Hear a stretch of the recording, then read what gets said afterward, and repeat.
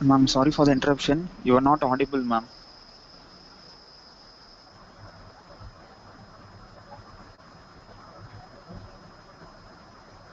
You are Yes, muted. yes, yes, yes. Open your. Yeah, unmuted, sir. Unmuted, sir. It is indeed a great day, for we have all gathered here with a thirst for knowledge in yet another session in our webinar series. This is Dr. Madhavi Chandra from the Department of Case Taking and Repertory, and I'm here to conduct today's session. I deem it a great pleasure in welcoming our MD, Engineer Sivasubramaniam sir, our Principal, Dr. Shakuntala ma'am, trustee members, Mrs. Padmavati ma'am and Dr. Kartika ma'am, our Vice Principal, Dr. Brito Wilbur Das sir, my dear colleagues and our budding doctors. I welcome all of you for this most awaited program. The world is witnessing a deadly pandemic and we are getting ready for a new normal. Though we are facing tough times, being the most evolved organisms on earth, we humans tend to make the best out of any adverse situations. Hence, webinars are the most happening events during this lockdown, and we homeopaths have used this to the fullest in sharing and gaining knowledge. So I would rather say this is a blessing in disguise for most of us, and thanks to the advance in technology that has made this possible. Our great sage Thiruvalluvar has said this few centuries back, Selvathul Selvam Sevichelvam, Achelvam Selvathul Ellam Thalai, where he says knowledge is the best wealth a man can possess. Abiding by these sensible words, we are here to witness a thought-provoking session on one of homeopathy's core subjects, repertory. To do this, we have a great mind in homeopathy amidst us, and our speaker for today's session, Dr. Mritul Kumar. Sir has been practicing homeopathy since 1979 and is a consultant for various hospitals in Patna. He has authored many books on homeopathy. It's a great privilege in having him as a resource person for today. On behalf of the management and Department of Case Taking and Repertory of Venkateshwara Homeopathic Medical College, I would like to welcome him and thank him for making his time for all of us among his busy schedule. Before we go any further, a gentle reminder for all the participants, please mute your audios. If you leave the meeting, please log in to the same ID. So keep your questions and all your queries can be answered at the end of the session. And e-certificates will be provided for all the participants. A link will be, you can fill the form within 1 hour after the session, after which you will receive the e-certificates. Now I invite Dr. Kartika to deliver the welcome speech. Ma'am. Am I audible, sir?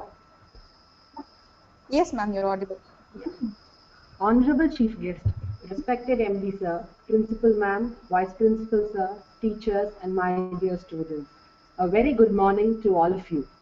I take great pride in welcoming this August gathering to this special webinar. Ever since the lockdown started, we've had many webinars and education, but I consider today's session as a great privilege and a wonderful learning opportunity for all of us at VHMC. The reason being, our esteemed chief guest and speaker for today, Dr. Mritul Kumar Sahani sir. He is a prominent homeopath, a proficient academic, and a prolific speaker. His vast clinical practice of 41 years and abundant teaching experiences are a treasure trove to learn and absorb from. Sir was born on 17 September 1952. His father, late Dr. Bandhu Sahani, discovered the concept of transmission of drug energy from a distance. Sir worked directly under his father and learned homeopathy and pharmacy at his father's knee.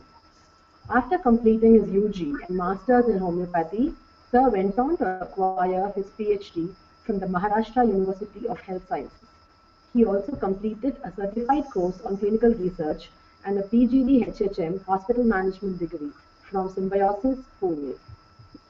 Currently, Sir is a member of the Central Council of Homeopathy, Government of India, New Delhi. He is a scholar in the transmission of drug energy from the distance and founder of the Society of Sahani Drug Transmission Partner. He is the chairman of RISDPH, which is Research Institute of Sahani Drug Transmission and Homeopathy in Shivpuri, Patna, and involved in many research activities and novel explorations. He is also the professor and HOD of Repertory Department and PG coordinator at GD Memorial Homeopathic Medical College and Hospital, Patna. He serves as a secretary or president of various associations, chief editor and honorary advisor to many prestigious journals like Homeotarang and Indian Journal of Classical Homeopathy. He is an NABH trained assessor for Ayush hospitals and institutions and holds many other distinguished posts including guide and examiner for MD exams in various universities all over India. In the past, he served as the chairman of NABH. He has a strong inclination towards research activities and has presented numerous papers in national and international conferences. The papers presented by Sir on quality education in homeopathy in the World Homeopathic Congress of LMHA, New Delhi, and also in Rio de Janeiro, Brazil, well received. He was also the chairman of the scientific session there. For his dedication to homeopathy, Sir was awarded Hahnemann Award and Kent Award by the Homeopathic Medical Association of India in 1999 and 2001. He was honored with a Lifetime Achievement Award by Cancer Institute of Homeopathy, Kolkata, and by the Research Society of Jodhpur. Sir is the recipient of the Award of Excellence by the Center for Advanced Studies in Homeopathy, CASH, in 2005 and 2007. Philosophy by the Open University, Sri Lanka. He has authored various books including Principles and Practice of Homeopathic Pharmacy. In addition to his private practice since 1979, he is a consultant for homeopathy to various hospitals in Patna. Sir is also involved in many social welfare activities like Red Cross, YMCA, and lot more. With his extensive knowledge of homeopathy and so many achievements to his credit, he is the most humble, down-to-earth, and thoughtful person I have known. His passion for homeopathy and commitment to our system is so great that he is ever ready to help and encourage his fellow homeopaths towards growth and development. Personally, our institution and management is very grateful to Sir for his guidance and the pivotal role he has played in the development of our college. His wise words of counsel guide us even today. There are many such institutions who will say the same about Sir all over India.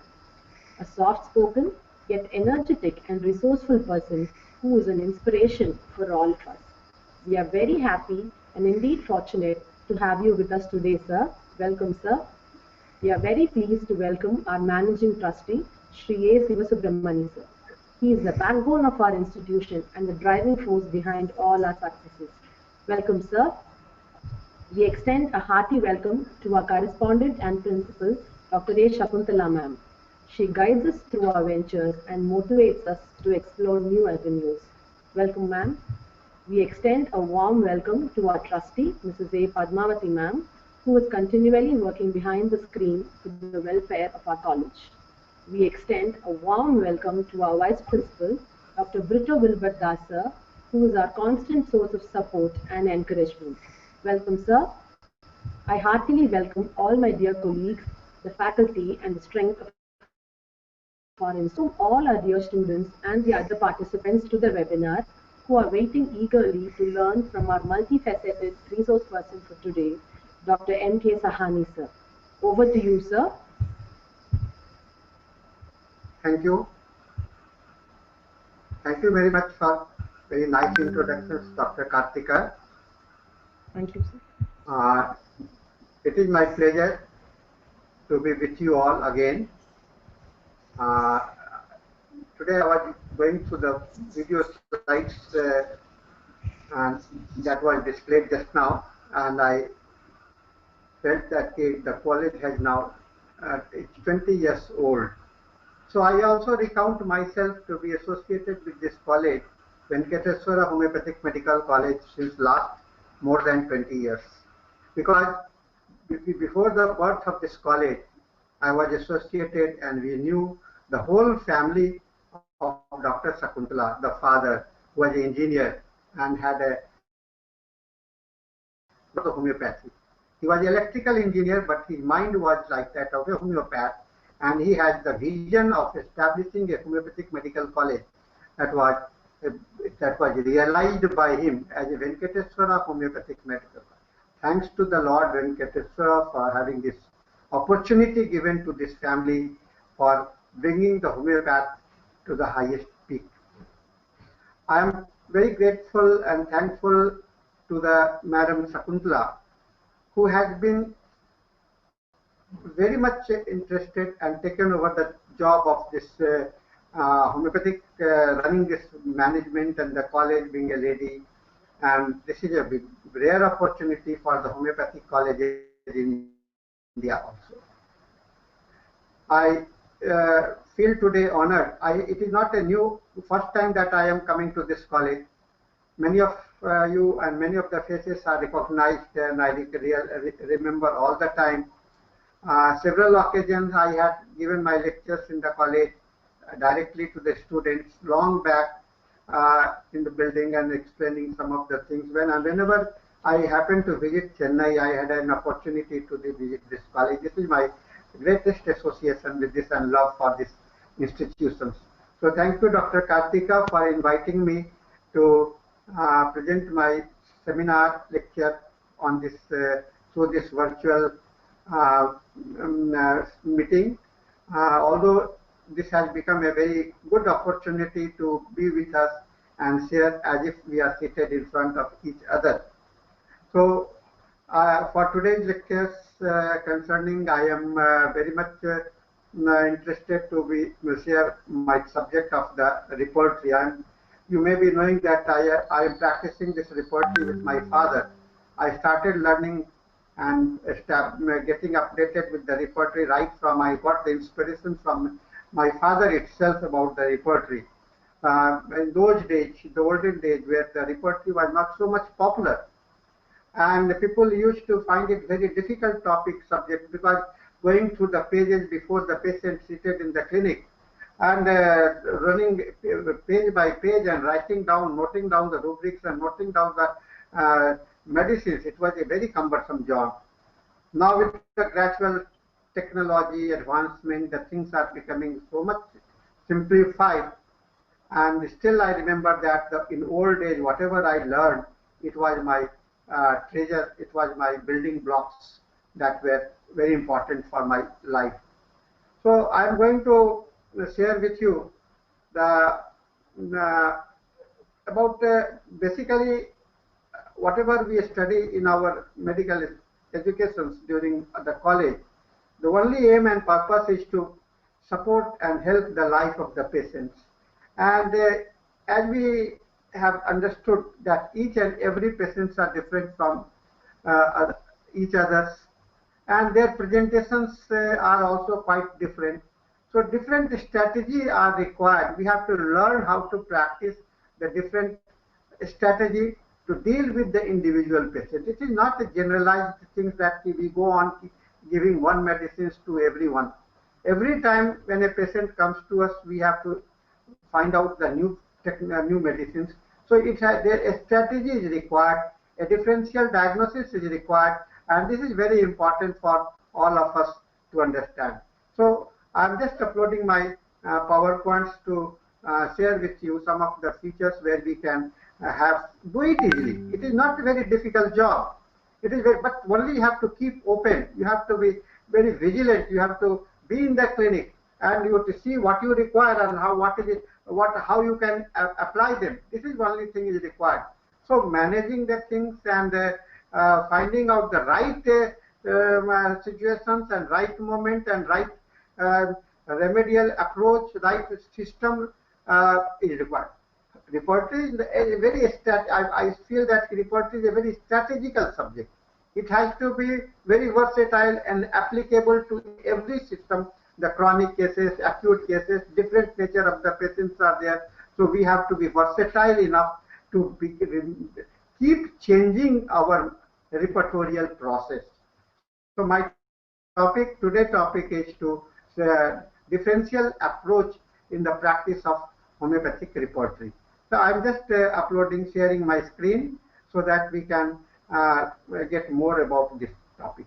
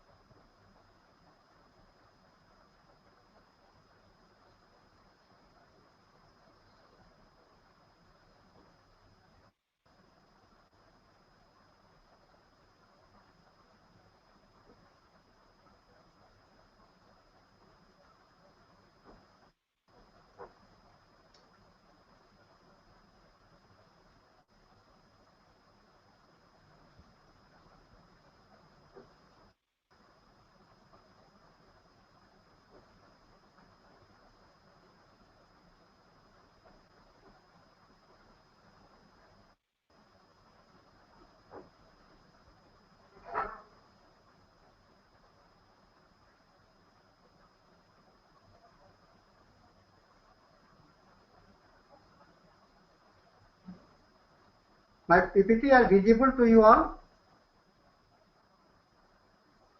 My PPT is visible? Hello? I have to share, no? Yes, sir. You have to share. It's only white.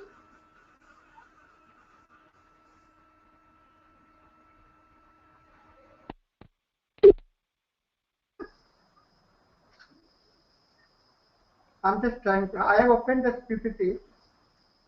Yeah. It is visible now? No, sir.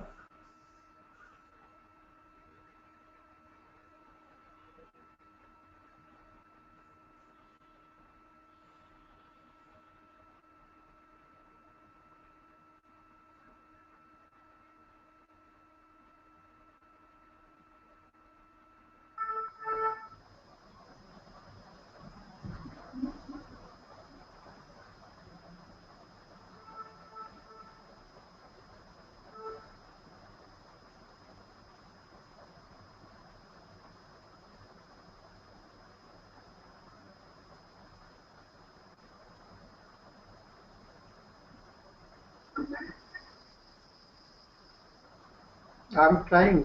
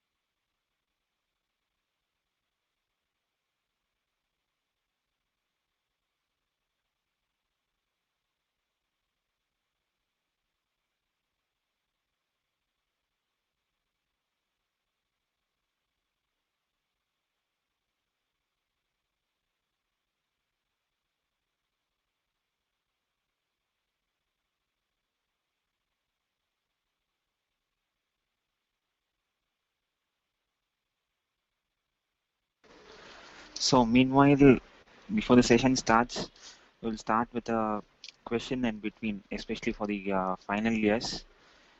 So the question, final years, kindly listen. The evaluation of remedies was first introduced by whom? That is, it was introduced by a homeopathic pioneer. So the options, if you want, I can give you. It will be Dr. Kent, Dr. Boger, Dr. Jar, and lastly Dr. Boninghassen. So what could be the right answer for this?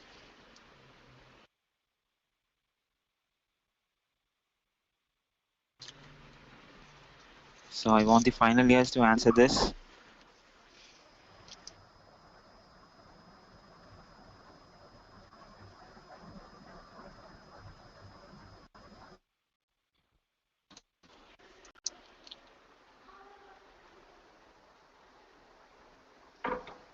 Very good. So it is Gupta. Yeah, many have already answered. It's option D, Dr. Boninghassen. Very good, very good. So similarly, the next question is,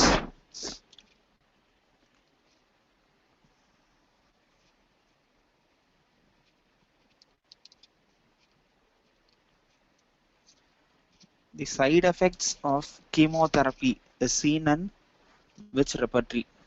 So the rubric side effects of chemotherapy is seen in which repertory? Synthetic repertory, synthesis repertory, release repertory.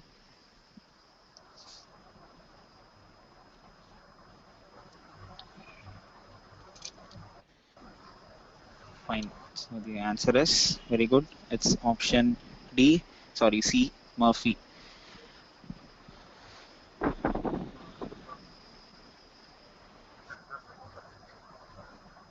Hello?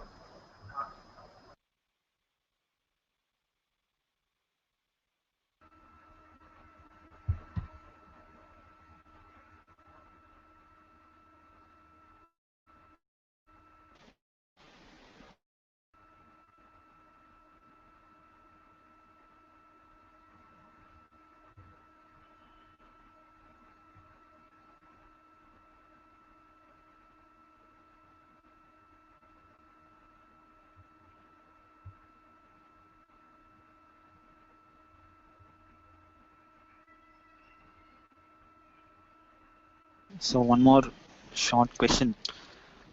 What does eye teeth in TPB means? Sir, Yeah. started Dr. Yes, sir. Mittal. Yes, sir. Yes, sir. The slide is visible now, sir. So, Sripasam, now I start my presentations. It is differential studies on repertorial approach in homeopathy. Friends, as we all are aware about the repertory, there are so many repertories, and it is often we feel stuck into which one to use and which not to use. And when we are seated in the clinic, the basic thing is that for which patient we have to use which repertory. So I am going to familiarize you all with the scope and limitations and where and strategy that you can develop during the clinical hours. This has to be more clinical than the theoretical portion. So the biggest concept for our a patient is never represented by a single symptoms, however peculiar they may be. So first of all, we have to keep in mind a patient is sick, and a patient means composition of so many phenomena, so many symptoms, so many elements, everything is there. So by one element of the symptoms or single symptoms, the patient cannot be represented. It will be a unilateral approach or a one single approach that may not prove to be the curative medicine. What we have learned about homeopathy is that it is a totality of the symptoms, and totality is not only the some symptoms, it has to be the qualitative and the quantitative both, qualitative and qualitative. So in the totality has got the two-way understanding. The number it counts by the number and it also counts by the quality. So we have to keep in mind, and this is the basic objective that we have to apply in our clinical practice. So who is a patient? Patient is a person with a composition of so many symptoms. And we are not going to prescribe a medicines on one point or one single symptoms. We have to be careful for this. And this is the only target, this is the only area where homeopathy can work. So man is complete unified system. We do not observe life, but only living beings. What we see, the life is demonstrated through the living beings, our body, our mind, our spirit, and our activity. So we can study the properties of the living organism and can at best differentiate them from those non-living entities. So how we can see that this is a man? Because when we see the sick man, he is not completely healthy. He is not completely dead. He is in between the state where he is not feeling better. Okay. So he is not non-living now. He is a living person, but living person in a problem. a living person in the problem. So complete unified system. What we have to keep in mind, a man is a complete unified system to practice homeopathy. I say homeopathy. There exists a wide gap between the science of life and metaphysics of life. When we talk about the science of the life, becomes limited to the your body, physical body.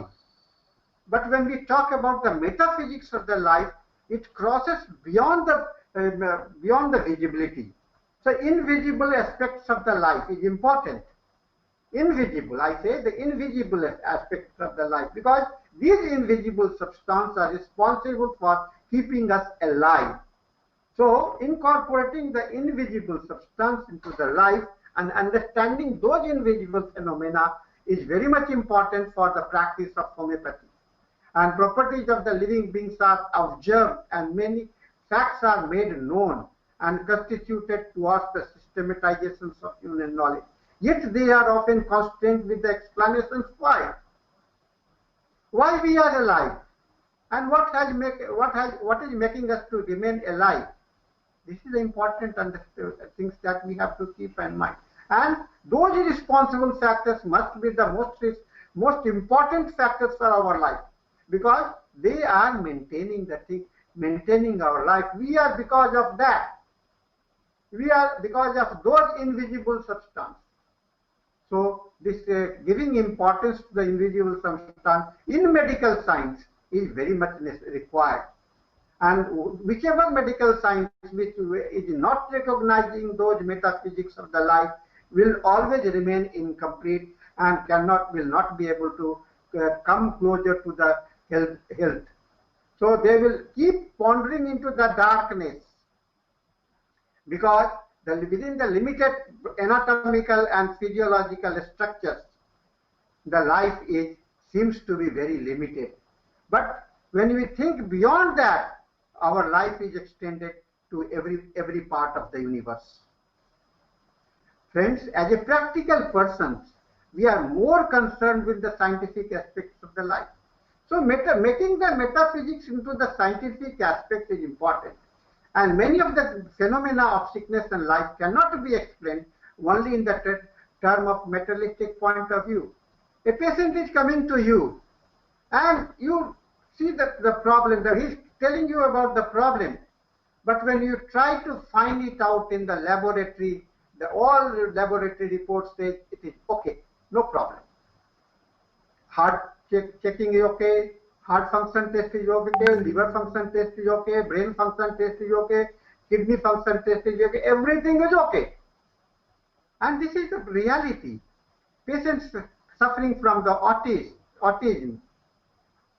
patients suffering from the cardiac problem, they say it is cardiac problem because the heart is palpitating, but why it is palpitating? Many a time it becomes not possible to find it out through the ECG machines or any diagnostic systems. And in an absence of explanation of life fact, one gets obstructed in making use of the existing knowledge. So you cannot apply your existing knowledge, the present knowledge, or that is limited within the books and the laboratory only. Life of the man, individual man, cannot be counted or recorded in the laboratory. They are beyond that. This is because it is in the perceptions of the human being, and the perception is very much important for our understanding for the medical practice. Integration is the life building process. What is integration? What is integration? Everything is unified and in a very definitive association with each other. And even after getting dissociated, every element remains unified. This integration is required for keeping a equational balance. So integration and discrete integrations are continued phenomena. Are the continued phenomena for our life. The life there are accumulations of the elements, and there are many a time it is going away. So this is the process, this is the moving process. We say the life is in motion. homeopathic approach towards the disease is nothing can be known of a disease except through the symptoms. And what is symptoms?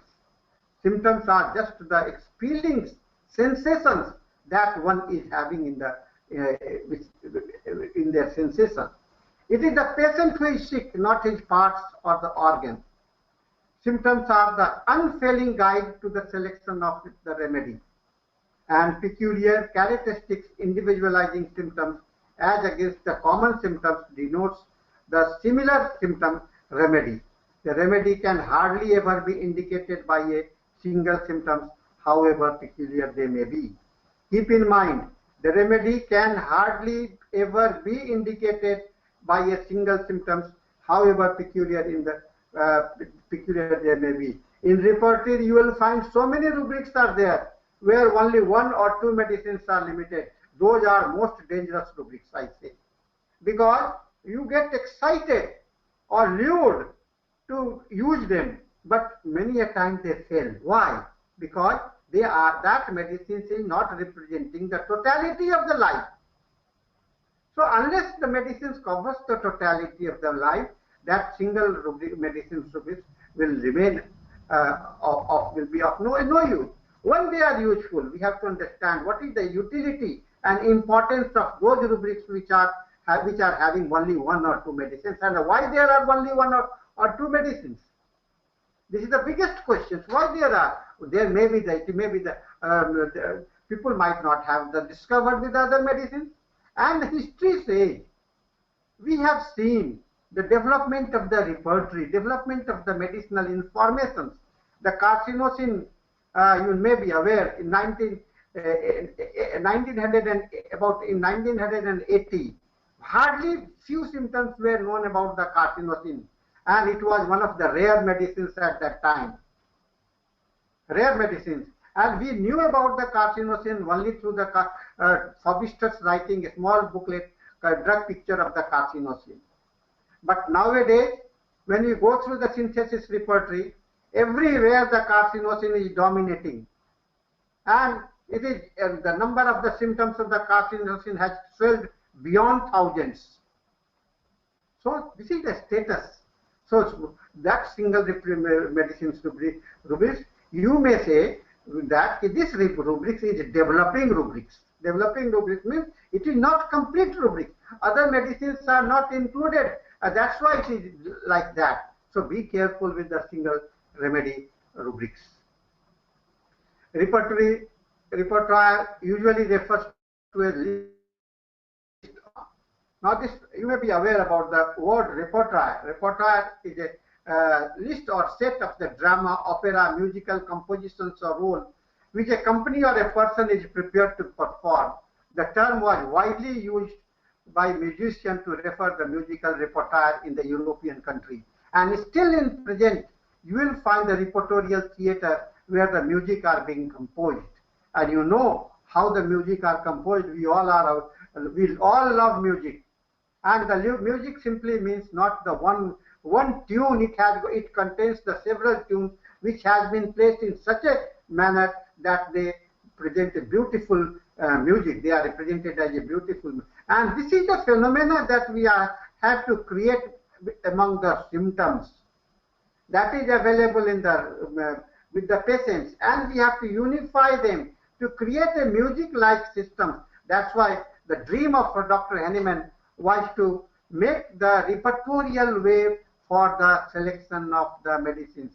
That's why we see right from the beginning he used this word, the terminology, repertoire, and he was inspired by the repertorial practice that was being followed in those era. And still today, all musics are being composed like that. And so this is the copied or imitated era borrowed by Dr. Hahnemann into the subject of the medicines. First known use of the word repertoire was in 1847. It is a loan word from the French language, repertoire, with a similar meaning in the arts. The origin of the word is from the late Latin word repertorium.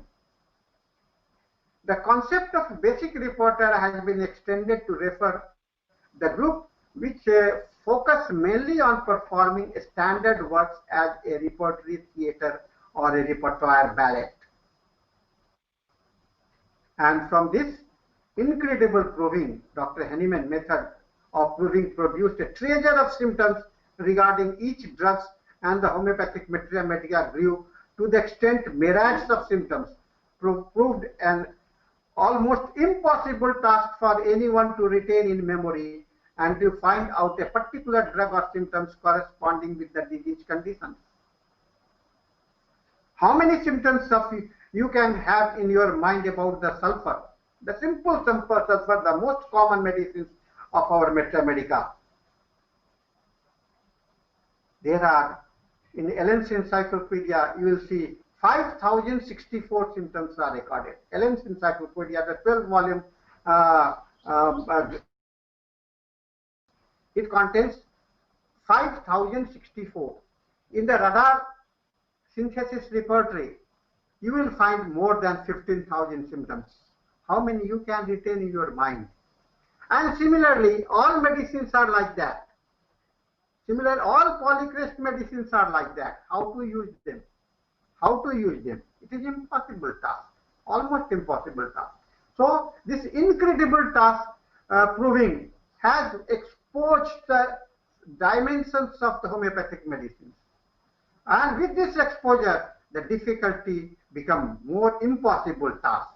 And to bring it into the compass of your mind, within the compass of the mind, one system is required, and this is the repertorial system that Dr. Henneman found it to be most compatible for us. What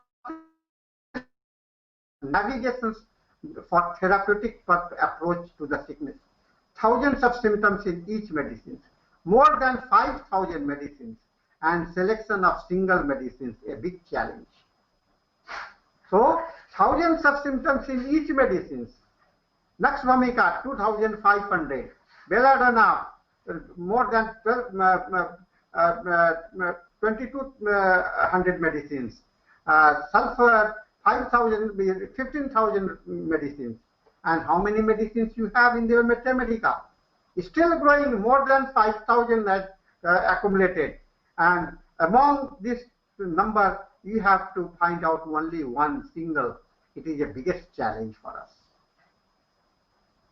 So research for medicines for an individual is, so the only process is the research.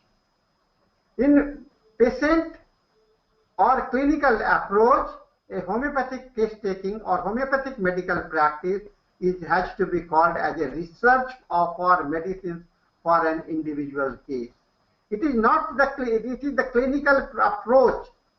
Our clinical approach lies in research, making, finding or searching out the medicines. So exploration of the symptoms, we have to explore the symptoms from the patient. We have to make the patient, see the patient as a whole, his problem, his particular locations, his related problems, causations, modality, and time modality. So, spirit, body, and the mind. It has to be the chakra, it has to be the collective unconsciousness, it has to be the neural path, it has to be the wisdom, it has to be the physiological, it has to be the biological, it has to be everything. So, what is human life? It is a universe. The big world, like the whole world, human body or human life is also a small miniature world. And in miniature world, you have to find out all those problems, all those things, and that will only constitute the true portrait of the human life. And this is the true portrait of the human life that you see on the screen. Concept of totality of symptoms, it requires understanding of harmony of the life, how the things are unified, how they are being presented. The symptoms, the arrangement is very important. That only constitutes your repertorial process. Similimum is like a shadow. Similimum, what is similimum? It is like a shadow following the objects. Resemblance of symptoms to totality is the objective of simillimum. Resemblance and matching requires artistic approach and scientific knowledge. So we have to be a artistic and we have to be a science. So we have to be master of the science, we have to be the master of the art. And cure is the resultant effect of simillimum. Cure is nothing, it is simply resultant effect. Only perfect tuning of the drug picture with a disease picture brings the simillimum, and simillimum only paves the path towards the cure. Thus, all efforts in homeopathy is to find out the simillimum. So, a musical way of understanding the whole. Therapeutic approach requires harmony between physicians, medicines, and the patient. So, physician has to get involved into the patient's life and into the medicines. And with this involvement only, you can have a harmony. A harmony has to be developed. This is an important thing for our learning for the homeopathic practice. Repertory is therapeutic approach in homeopathy. We talk about the therapeutic approach, and in the therapeutic approach we keep in mind few medicines. That is very a blunder. It is not a homeopathic way of memorizing or the therapeutic. In homeopathy, the therapeutic means the repertorial process, where we are reconstructing the image of medicine from the scattered symptoms in Materia Medica for a patient is the only musical understanding and only musical therapeutic approach for the homeopathic practice. So it is a perfect matching. It has to be a perfect match. Tuning to create music. Repertory is like a musical instrument which requires understanding and practice of with dedication. So it is tuning process. And clinical approach for the physicians, our approach, what we require, handling the emergency, handling the acute cases, handling the chronic cases, and providing palliative treatment and terminal cases and the management. These are our clinical approach. And here it has to be tuned for every practice, emergency, the emergency music, acute, the acute music, chronic, the chronic music, palliative, the music, or the management music. So everywhere the music word has to be applied. Music means unifying the things together immediately. That comes from within, from inside. It has to come from at a glance, at a system, and it has to be reflective in nature. It has to be reflective in nature. This is very important for understanding our homeopathy. Homeopathic repertories are constructed to handle all type of the situations, right from the beginning. Right from the beginning, people were engaged in making repertory. Dr. Hahnemann started with the concept of the repertory only, the practice, the birth of homeopathy is the birth of repertory. He himself tried to have a repertory approach. Different approach came up, which to help the different type of the cases and different type of the nature of the patients. The Bonnie-Hessens approach, Kent approach, Boger's Bonnie-Hessens approach, and the synthetic approach. And now we all must have to develop our own strategic approach. This is important. Our own strategic approach is very important because we don't have to become Bonnie-Hessens. I cannot become Bonnie-Hessens. I cannot become Kent. I cannot become Boger. I have to become Dr. Sahni myself. So you all have to become whatever is your name. So this is your own strategic approach where you are unifying all those using all those aspects. You are imbibing the spirit of the Bonnie-Hessens. You are imbibing the spirit of the Kent, Boger, Bonnie-Hessens, and whatever things, the regional, so many classifications we have studied in your repertorial learning. And all those repertories needs to be unified for your own life. And diversity of patients requires variable approach. Some patients are dominated with the mental symptoms, some with the physical symptoms, and there are only pathological symptoms also. Some patients comes, doctor said, there is only diabetic, I am sorry. What is the problem? No problem. Sugar is it? Oh, how funny it is. How funny it seems. No problem, but sugar is it. What is happening to you? My BP is raised. But what is the problem? No problem, my BP is raised. Doctor, I am suffering from the hypothyroidism. What is the problem? No problem, doctor. Only doctor says that I have the hypothyroidism. So there are only pathological symptoms. Then one-sided observed facts. Some people are mentally sick, some people are physically sick, there are local problems, these are there. We also observe mixed presentations also. Some patients coming with they are so much talkative, so much loquacious, and some patients are coming who do not talk. So diversity, every patient comes to you, they are a challenge for you. They are a new challenge for you, and it is for you to analyze what to give and what to select for them. So Bonnigesson approach concept, let us see just a bird's eye view of the doctrine of analogy, the similarity. Whatever there is the mind, that is there in the body. One of the things which is appeared at one part of the body has got the same meaning at every part of the body. This is the analogical meaning. Then doctrine of concomitant, the two problems having at the different places but having the same root. Then evaluation of the remedy, remedies evaluations, and relationship of the remedy, and the concordance. Concordance means applying the law of totality. Having a concordance relationship of the music is the Bonnigesson's concept. So he talked about the analogical concomitance, evaluations, and musical combinations of all those things. People say Dr. Bonnigesson never talked about and he had very little, he gave little importance to the mental symptoms. I will tell you why he had said like that. He was the man who understood the mind well, and he know how to apply the mind.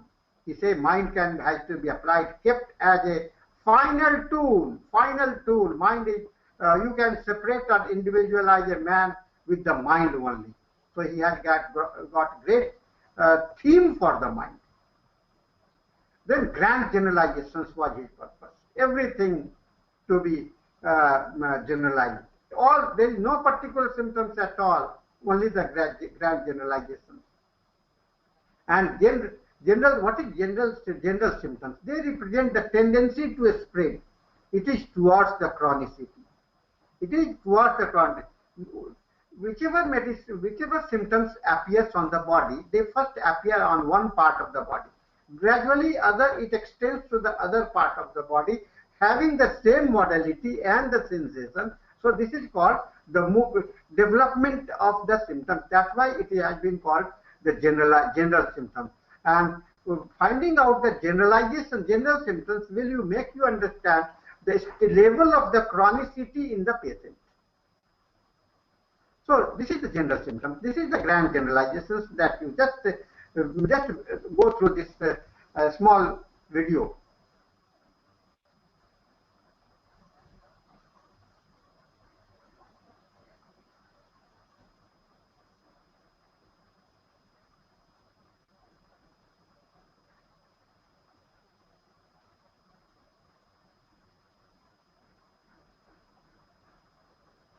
So eating generalized. It is the problem associated coming at one place. It is spreading to the whole of the body, and this is a beautiful representation for the grand generalizations. So tendency of the diseases to capture entire organism. Vital force indicates its fall toward inward to outward. From vital force, it extends to the all part of the body. So Bonnigesson's concepts of totality, he talked about, first point he said, quiz. This is the characteristics value of symptoms he spoke. The quiz, personality, the individuality. How the quiz, you can recognize the quiz through the mental. Personality is always recognized through the mind. So he gave first importance to the mind. Then disease. What is the problem? The quid, the disease, its nature and peculiarity. Q, where it is, locations. and cubus oculus, accompanying symptoms, and cure, the cause of the disease, Kumado, modifications, aggravations, and emulations, and Kunando, time. Don't you see the completeness by these 7 points only? So it is called the hexameter of Dr. Bornhuysens. Hexameter, a meter which can make you understand, leads you towards the totality of the medicine. So this is called the hexameter. Using this hexameter, you can move towards the totality of the symptoms, creating a portrait of the disease. Kant's philosophy. What's about the Kant? Kant intervened. And he says Kant's interpretation is based on the philosophy of deductive logic from general to particular. And general are dealt with depth followed by particulars and minute particulars. Particular and minute particulars. Some particulars are similar to the general. They can be made general. They can be generalized. But there are some particulars which cannot be generalized. So that particulars are called the characteristics particular by him. I call it the rebellion particular. The particular which do not follow the general symptoms, they are just opposite in nature. They are rebellion type. They don't obey the law of the disease or law of the life. They are just obeying something else. So they become visible, more visible, and they are the characteristics. They characterize, man is characterized by something in the peculiarity, and this is the characteristic value of the symptoms that Dr. Kant talked about. Whenever we get this type of the symptoms, we come much closer to the medicine. And then he talked about the prime importance to the medicine in mind. And what type of the mind? Bornhuysens said the personality mind. Personality means all the general phenomena of the mind, like the anger, fear, and all anger, fear, sympathy, emotions, all those factors. But the prime importance of the mind was here for Dr. Kant was the particular nature of the mind. Particular behavior.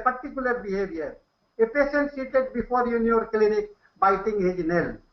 What type of mind it is? It is absorbed in some of the thought, but expression. Many people may be absorbed in different ways.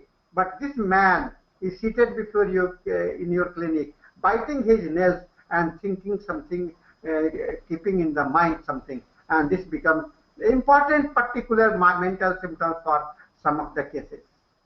Like the tracking of the symptoms, gestures, behavior, and the facial expressions, they are the expression of the mind.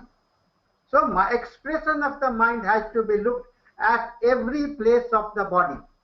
Every place of the body. And beside the mind chapter, in Kant repertory, you will find there are the mental symptoms in every chapter of the report. Every chapter. Which are there. The eye chapter, ear chapter, nose chapter, and whichever chapter you speak of, you will have to find out, you can find out the mental symptoms there. So, mind is not a localized part. Mind is expressed in every part of the body. Every part of the body. Because where the mind lives in each and every cell. The cell has got the nucleus, and that nucleus contains the mitochondria. And mitochondria is representative of the intelligence. And intelligence is there in each and every cell. So mind is there in each and every cell. So we have to think like that. We don't have to see the mind in the brain only. We have to see the mind in the hand only. We have to see the mind in your foot also. Sometimes the mind is there in the foot. Sometimes. And Dr. Hahnemann, what he has taught. Hahnemann has taught indwelling region gifted mind. Hahnemann has taught indwelling region. Mind resides where is the problem. Mind is movable. It goes here and there. It wanders. It travels like that. And looking as a monitor, and to make the sure what is happening in the body, what is happening in the life. So it moves towards the problem. Indwelling. It dwells. Region gifted. It has got the reasoning and indwelling nature. So mind becomes very important. So you have to search mind not only in the mental chapter. There are the particular mind in the physical body also. So keep in mind there is not only the mental general, but there are the mental particulars also. And that mental particulars may be found out in the other chapters. Grinding his teeth during the maniacal rage. Grinding his teeth during the maniacal rage. When the person gets more anger, he's grinding his teeth like this. Angry and grinding, the mind and body are getting associated. Heart starts palpitating during the out of the fear and the palpitations of that. Heart starts trembling, body starts trembling with the fear or with the anger. What is this? The face becomes red during the anger. The body becomes cold during the anger. One starts perspiring with particular type of the excitements. All these are the associations, and Dr. Keynes, that's why he gave the prime importance to the mind. And which type of the mind? The mind which is as a separate mental chapter, and the mind which are located in the all chapters. So friends, keep in mind, mind is located in every chapter, and you don't have to concentrate only on the mental chapters. Well, so we try to compile all those minds in the other chapters. This will increase the dimensions, and this will bring you more closer to the medicine, and your repertorial process will become more simplified.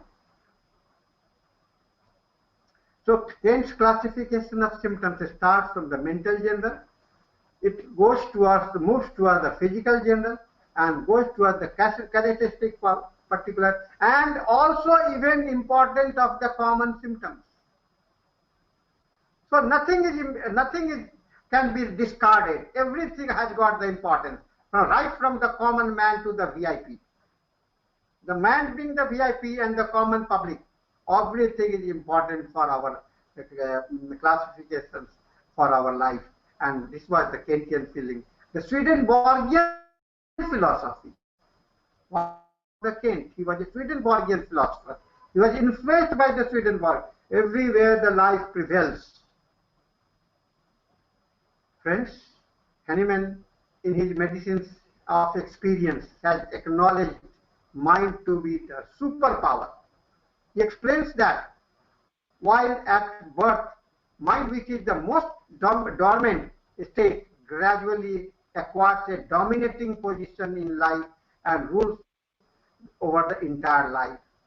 Just go through the very beautiful book of article of Dr. Hahnemann, Experience, Medicines of Experience, where Dr. Hahnemann spoke about the importance and the way the mind developed. The most dormant, the most helpless man becomes the most powerful man of this universe. He is born like a helpless creature, but he becomes the most powerful creature of this earth. So in all disease being treated, the psychic conditions of the patient should be written down among the totality of symptoms as one of the most important. If one disease have a faithful picture of the disease from which to make a successful homeopathic prescription. This is 210.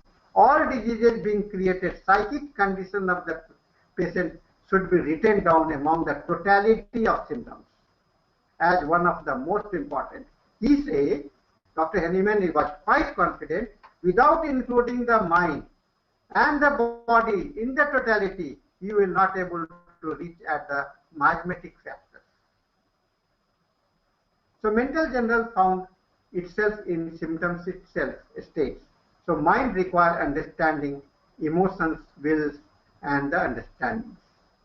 So we require understanding to understand the understanding of the mind. We require mind to know the will. We require the mind to know the emotions. And what about the Boger? It changes of personality and temperament. Changes of personality, that in change, the pathology. Now what the change represents? The pathology. Peculiarity of the disease, the change. Seat of the disease, the change. Concomitance is the change. Cause getting changed into the action. And modality, the reflection of the pathology.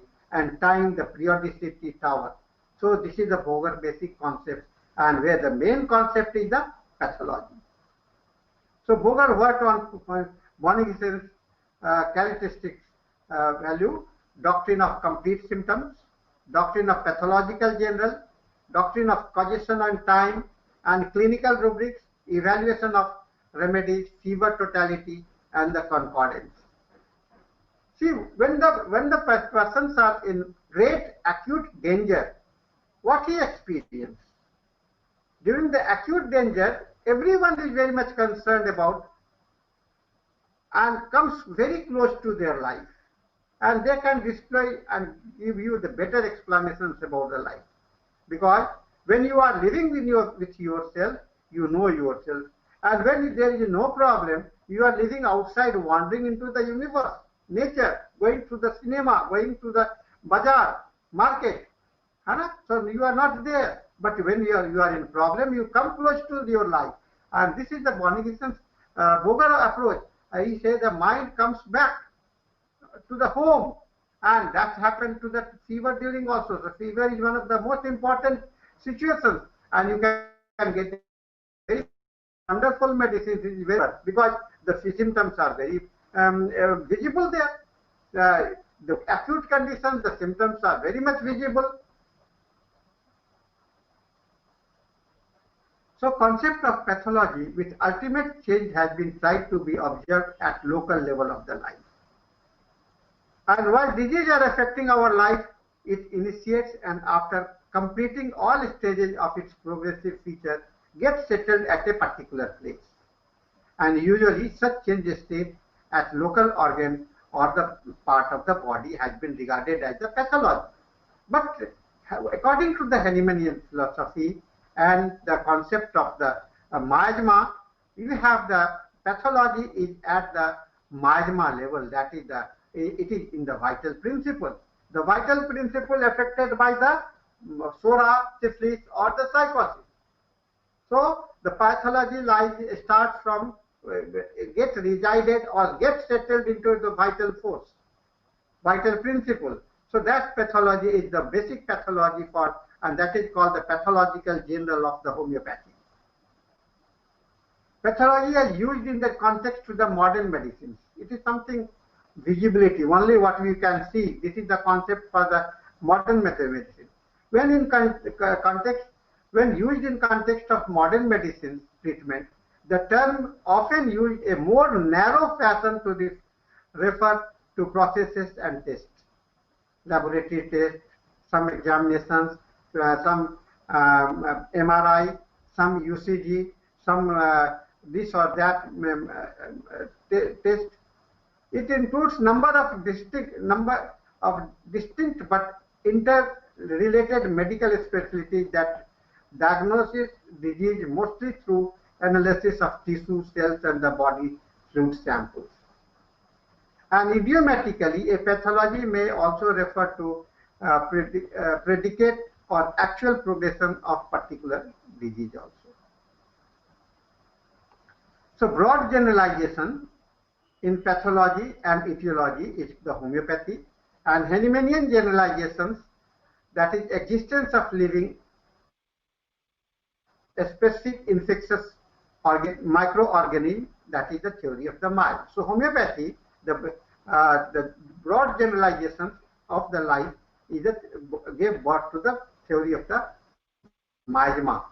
And miasma, we have to find out the miasma. Where is the pathology? What is the state of the vital principle? And how you can know the state of the vital principle? Only by going through the physical and mental. So back to the pavilion. Back to the pavilion. From everywhere you have to come and you have to wander from mind to the body and body to the philosophy. And this way you are going to constitute the totality of the symptoms. So particular symptoms are like recognizing the reality. When we see the totality of symptoms, it is recognizing the reality. Often particulars are opposite to the general, thus they too need attention. Here I got the pain in the body and it is getting better by the warm applications. But when it comes to the headache, along with the other symptoms, the arsenic patient will say that doctor gave me, I feel better when I apply the cold applications. The whole body wants the warm, and my head wants this is called the characteristics particular, and this particular becomes more important and indicates. So totality of diseased man, now we can make a totality of the diseased man by, there are the two facts, the unchanged state of the life and changed state of the life. Diseased man means something is changed and something is not changed. So unchanged states are the constitutions, the mental states, plus the changed state symptoms and the pathological symptoms. So constitution of the man, mental symptoms and pathology, they constitutes and gives you the meaning of the totality, and that constitutes you the outcome of the miasma. It is the outcome of the miasma, and that miasma is reflected through the totality of the diseased man. So you come back to the miasma, you come back to the totality, you come back to the problem, and you come back to the situations.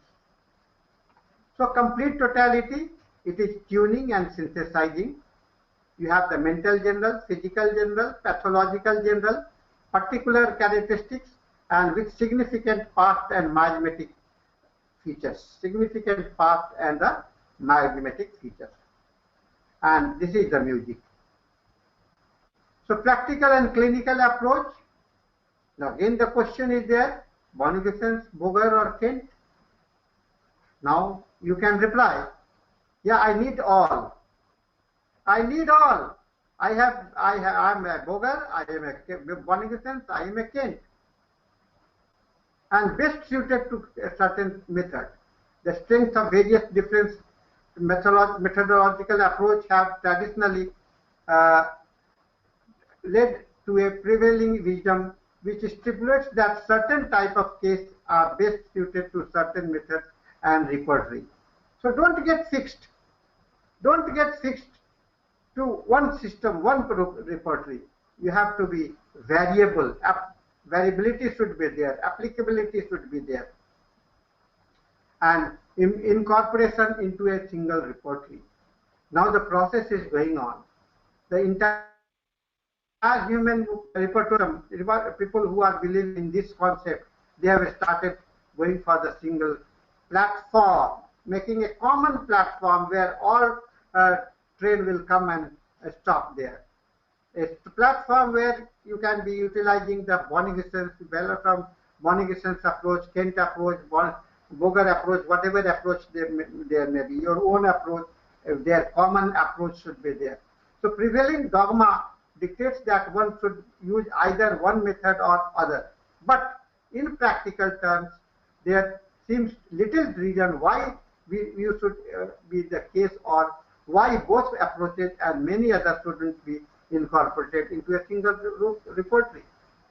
So with this concept, we are now moving towards the complete repertory or a single repertory. And the two concepts are going on in our the repertorial world nowadays. The one is the integrated approach, that is called the integrated approach. And this integrated approach is very important because it gives you the flexibility of the practice. Flexibility of the practice is very important. And with this inclusive approach and integrated approach, there are the same thing. The integrated means taking out one rubric from one repertory and other, and then integrating them together. Is it possible? Yes, it is possible. It is possible. We can integrate the common theme on the basis of the common theme, and then we can inclusive approach has one significant conceptual advantage over the exclusive one. It is flexibility allows for the creation of a virtually infinite varieties of complete symptoms. Infinite variety is important thing. So synthesized approach. We have the synthesis repertory now. Acceptance and openness towards the application of the rubrics. Now just see what has happened with the Kentian approach and the synthesis approach. It is said that the synthesis approach is just the enlarged version of the Kant. I agree, and I think you all have understood like that, made understood like that. But when you enter into the Kant, open the Kant repertory and the synthesis repertory together, and you just go through the rubrics, what has happened? Just take one rubrics, fastidious, in the Kant repertory. How many medicines are there? Only two, arsenic and nux vomica. And how many medicines are there in synthesis repertory? There are more than 70 medicines, including the sulfur. Now, putting sulfur along with the arsenic as a fastidious remedy, will you agree? Yes, the approach of the differential is required. Here, the differential approach of the meaning of the rubrics is required. The Kant meaning was limited to include only the arsenic and the whiteness, clarity of the life, the cleanliness, or the very well-to-do aspect of the life. That was the Kant meaning. But when you open the dictionary and go into the meaning of the fastidious, there is one big word, hard to please, difficult to please, where the man cannot change his mind. An arsenic patient is very much concerned, and he is always thinking, mind is dwelling about the insecurity only, his presentations only, hiding only, security, safety is the important phenomena. For the nux vomica, the important phenomena, the objective, what he has to do, that is more important. And for sulfur, what is important for the sulfur has got the importance of knowing the philosophy, to know, and lycopodium to achieve something, whatever way it may be. So, what is the common in the lycopodium, nux vomica, arsenic, and they are fastidious in their approach. They are fastidious in their approach. This is very important. And so when you are integrating, you have to understand the meaning of the integration and the theme and the meaning of the word rubrics that has been changed. And it is being observed at every places in the repertory. So when you use the rubrics from one repertory to the another, you have to be careful. You have to be aware about the meaning that was involved in that particular rubric. Every rubrics by a particular author have got the meaning that was imbibed by the master, that was imbibed by the Kant. So Kant repertory will have the Kantian meaning, Lippe repertory will have the Lippe meaning, Bonigeson's repertory will have the Bonigeson's meaning, and the Boger repertory will have the Boger's meaning. So synthesis repertory will also have the synthesis meaning. So there cannot be one generalized meaning for the rubrics. There cannot be the generalized meaning for one rubrics. Yes, it is vary according to the applicability. This is the aspect where we are more careful. This is the aspect, that's why I say, when you are making the differential approach with the different repertory, which is required, which is very much essential, we have to become differential at the rubrics level also. We have to become differential at the mental level also. This is very much important for our life understanding and repertorial practice. So complete symptoms, Bonigeson's, Boger, and Kant. Rubrics from Bonigeson's therapeutic pocketbooks can help to present a complete symptom, which also can be used as Kantian style from the repertory of or Boger. Then a specificity of the Kantian rubrics.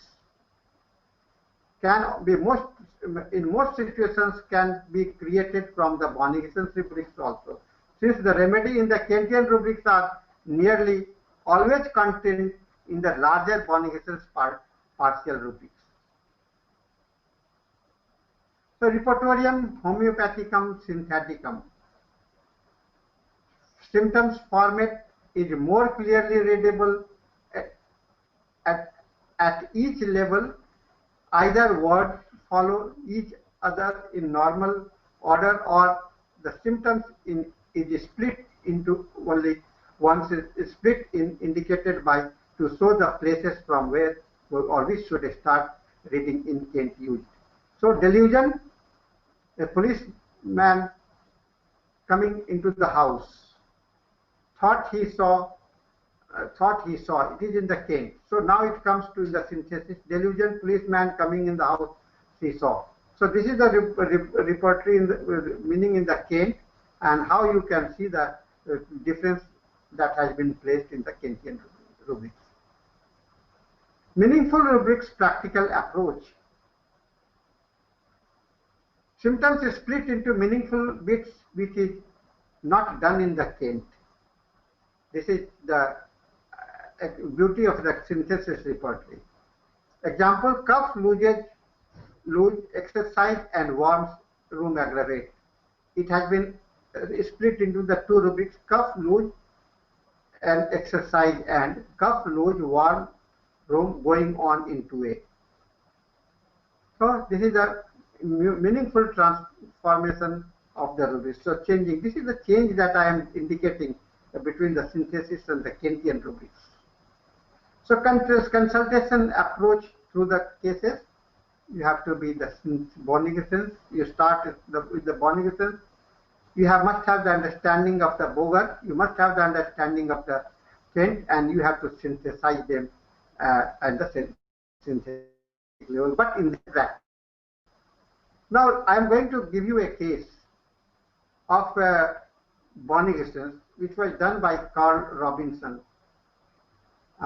It is a case of Carl Robinson. Just only to explain how you are repertorizing with the Bonney-Hissens repertory. A case: 27-year-old man was in severe pain from an insect bite. The doctor concluded that it was from a brown recluse spider on the right posterior thigh 8 days earlier. By the 4th day, the area was grossly swollen and infected, and it was lanced. He was placed on antibiotics. Again, yesterday it was lanced and much dark green pus was released. He was instructed to pack with long strips of gauze, which he did, though it was painful to do so. This is a case history. On inspection, the skin around the ulcer was reddish purple. He said that 5 days earlier, the center had been black with a reddish perimeter. It was no longer black now. The area was quite painful, especially while sitting, when a sharp pain shot down.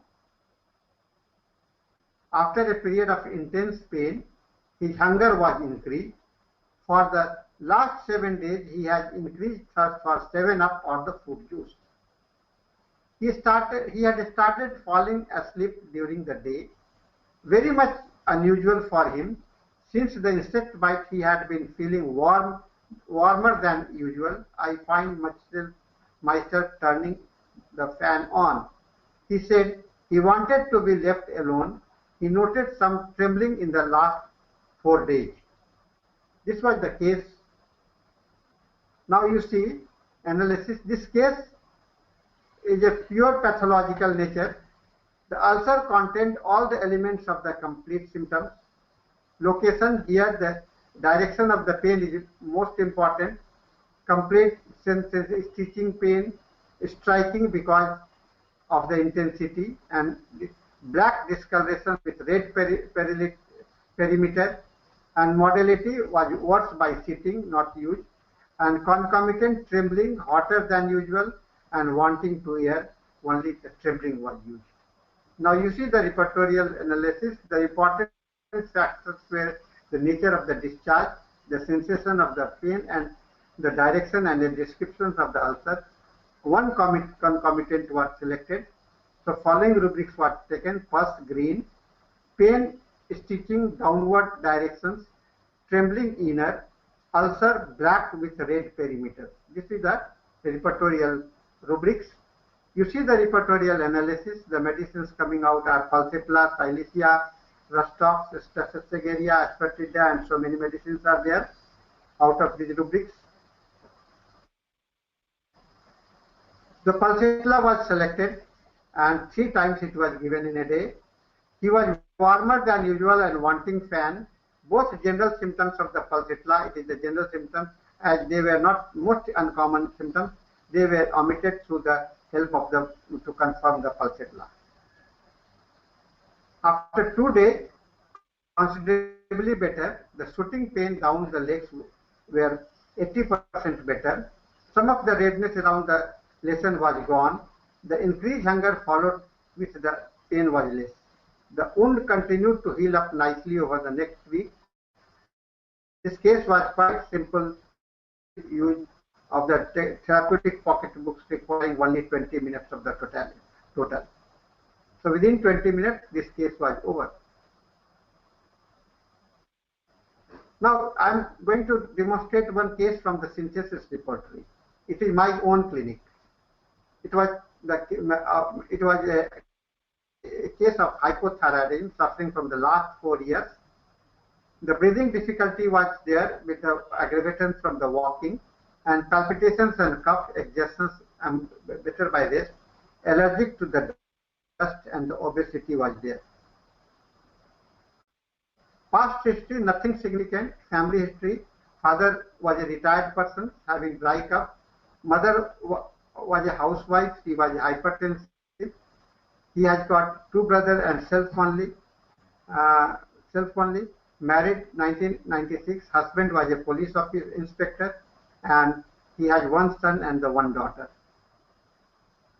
His mental setup, he was a graduate. She was a graduate.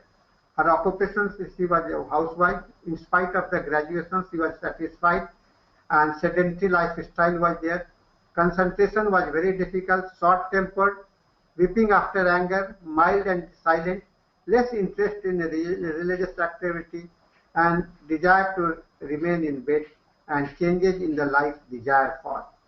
See, this lady idea was the changes she wanted, because she was educated. Now in the house she has got no work, so she wants some change. With that change feelings, she has developed some internal conflict into the mind. So her physical setup was like that: throat dryness with the cough, nausea, vomiting tendency, eating after, palpitations, walking exertions, and back pain, lying long. So hypothyroidism, the laboratory finding, this is the level 12.505, and then ESR was 20, and ovarian cyst was also noticed.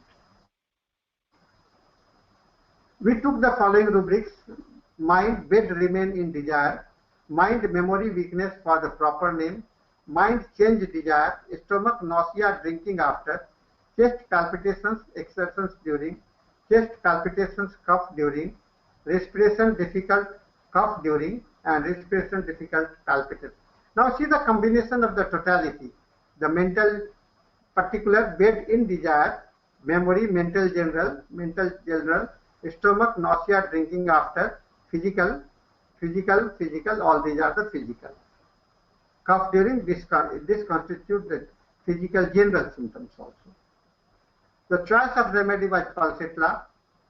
Pulsatilla, basic theme of changeability is better reflected in this patient. Pulsatilla 0/1 was transmitted through the hair on 12th January 16, and case monitoring was done through TSH and other physical and mental symptoms. Now see the Pulsatilla, how it is coming up through the repertory. Netramute is also closed, phosphorus is also closed, but Pulsatilla is covering all the 9 rubrics.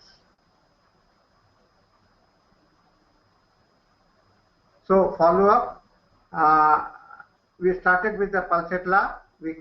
No change was there. On 16th, 6th, we went up to the pulsatilla potency changed to 0 by 3. Then again continued, and we keep on monitoring the TSH. You see the declining stage of the TSH here. So James Kent says in his lecture of philosophy, you will become an expert in questioning patients so as to bring out the store of materia medica so as to use it, and it will flow out as your own language flow. You must put yourself on a level with the form of speech your patients use. Be sure you have not put any word into your patient's mouth or bias his expressions. This is a beautiful version of Dr. Kent about how you can be a homeopathic practitioner. So playing chess and the repertorial approach is similar. One has to be careful while applying the rubrics for any individual case. Do not try to recall past experience in individual cases. Alertness, observations, and decision are the key point for a successful repertorization. Friends, repertory versus rubrics. Rubrics are the expression of symptoms most specific to each rubric. Mind it, each rubric, not all. For each separate rubric, one has to be acquainted with the theme involved in the rubrics. It may be possible that same rubrics may not be applied in all rubrics. There is a need for universal rubrics expressions. Now, this is the requirement that we can come.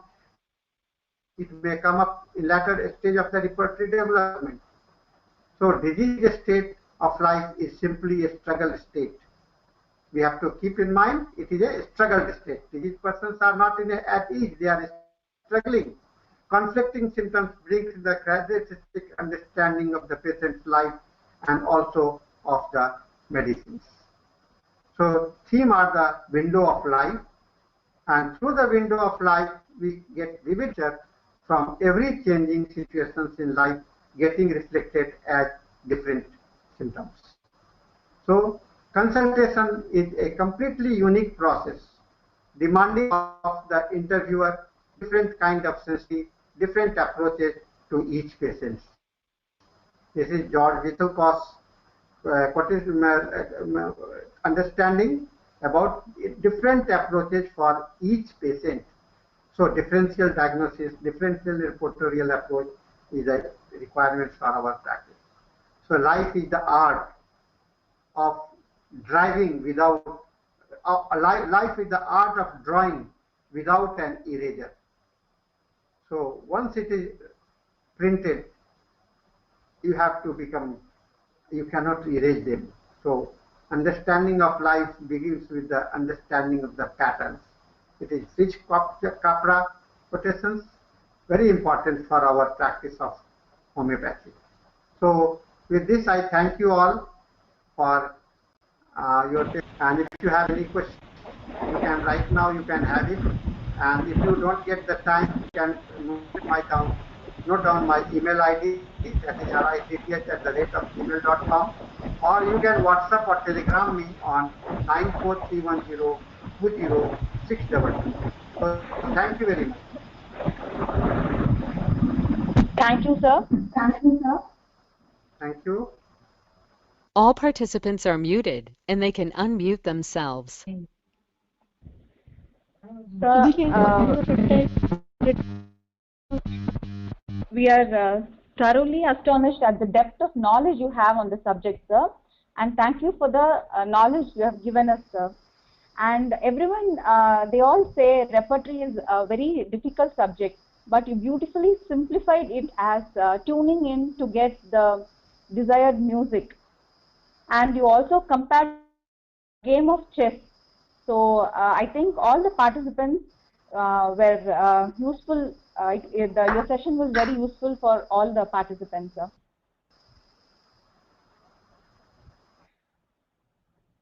Any questions from the audience?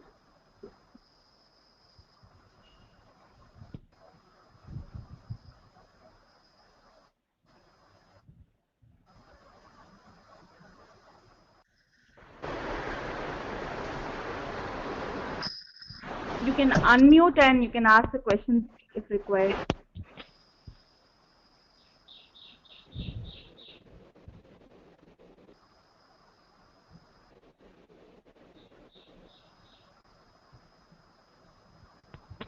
I welcome questions. Question personally, sir. Sir, you had said sometimes we try to prescribe on a peculiar symptom. We feel it is very important, but we should not completely rely on that. But we should look at the totality. In those cases, what will those symptoms be, sir? How will we use those symptoms which are very important, but you don't have many medicines? Yes, sir. You are asking about the single rubrics medicines?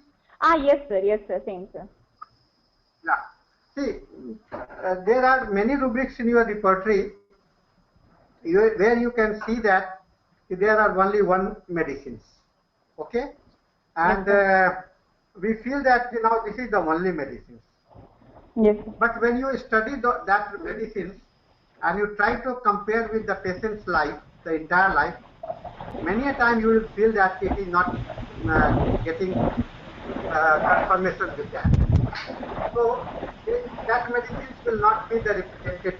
They may have appeared, they may be present in the patient as a mutated symptom. We call them the mutated symptom. Mutated symptoms means which has appeared suddenly without any instances and they don't have any relationship with the completeness of the life. That's why they may not be the part of the patient's life. So this is one answer for that. And another, if it is other corresponding symptoms also. So when you get single medicines rubric, you can make you can find out what other rubrics are there or not. If other rubrics are there, then you can use those single rubrics. So we have the two approaches: either to use them, but use them only when other symptoms are not present. You got my point? Sir, yes, sir.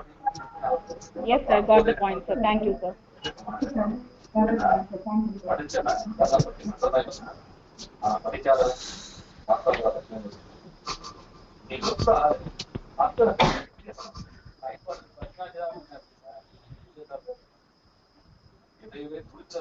Yes, sir.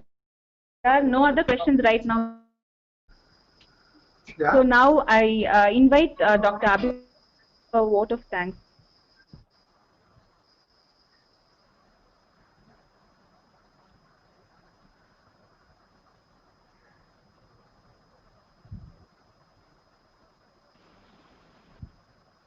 Thank you, ma'am. Am I audible? Yes, Dr. Abhivandana. Yes. Yes, it's an honor for me to give a thanking speech after this wonderful and thoughtful webinar session. Following the Teachers' Day, we have selected the right person for our webinar. And thank you, sir. Thank you so much. And happy Teachers' Day, sir. On behalf of our organizing team of Venkateshwara Homeopathic Medical College, I express my gratitude and respect to the distinguished speaker, Dr. Mridul Kumar Sahani, sir, for sparing his valuable time on rheumatology in homeopathy. We owe for your explanation various repertorial uses in solving cases and ideal way of using repertory for cure. I help our delegate students to their knowledge. I want to thank our beloved MD, Engineer Sivasubramanian sir, our principal Dr. Sushila ma'am, member Padmavati ma'am, and Dr. Kartika ma'am, Vice Principal Dr. Brito sir for arranging this wonderful session. Finally, I would like to thank moderator Dr. Madhavi Chandra ma'am who organized the webinar in a right way, and Dr. Sendil sir for taking care of technical aspects. I dedicate my gratitude to all the students and delegates who actively participated in this webinar. We will be having best sessions like this in the upcoming days. So stay tuned. Thank you.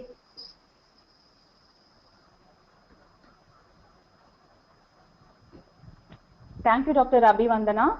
I request all the participants to kindly fill in the form which is given in the chat box. Only then you will be receiving the e-certificate. Okay, we'll end up the session. Thank you. Thanks for participation, everyone. Thank you. Thank you. Thank you.